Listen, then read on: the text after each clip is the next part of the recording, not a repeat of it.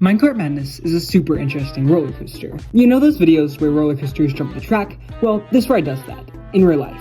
Sort of. You see, the ride vehicle is attached to an arm, leaving some space between you and the actual track. This lets Universal place fake track between you and the actual rails, letting some places simulate jumping the track. In theory, this is super cool. So, the ride plays off this massive gimmick. But does it actually work? Well, sort of. This is my complete review of Donkey Kong Minecart Madness.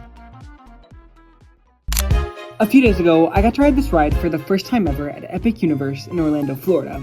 However, this coaster is a near clone of the original version at Universal Studios Japan. At a glance, this ride is gorgeous. In the day, you see minecarts flying around the temple at all times because of the insane amount of trains that run on the track at once, and at night, you can see headlights peeking through the temple every so often. Speaking of trains, Minecart Madness has a moving loading station and can have anywhere from 9 to 13 trains running on the course at once, which is just insane for any roller coaster. However, each vehicle only holds 4 riders, meaning capacity ends up being terrible.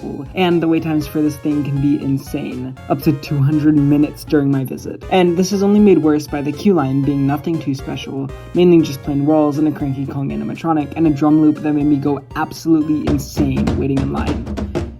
But enough talk about capacity and queue lines, let's talk about the ride, and more specifically, answer the question, does the gimmick work? Well, Minecart Madness starts by taking a turn out of the station with a Dixie Kong animatronic on your left. From here, the track seemingly ends as you climb the steps of the temple. From here, you lift off the track slightly before a curve drop takes you into your first major track jump. From here, you have a little indoor trick track section where you fly around miners and jewels before you make it to the second lift. Once at the top, 2 more curved drops take you to my favorite track jump of the ride, this time over water. Finally, you hop back into the temple where there's a super cool show scene in which Donkey Kong and Diddy Kong have found the treasure, and that's it. Honestly, it's a simple, small layout with some dead space, but in my opinion, that's fine, because what people keep forgetting is that this is a family coaster for families. The layout does exactly what it needs to, and the dead space is filled with the music blasting in the background, and the excitement that this coaster brings. Also, about the track jump elements, yes, you can definitely see the real track at times. However, because of the roughness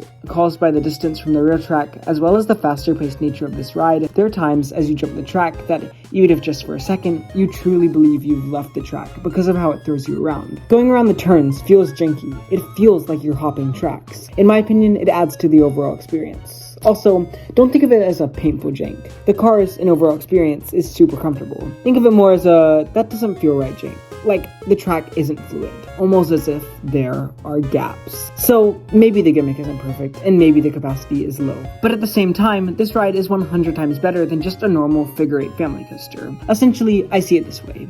It'll never be worth the wait for people not in the target audience.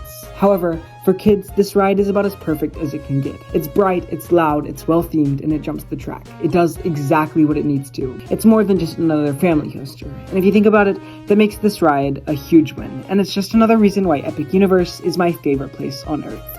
Except for when it's raining.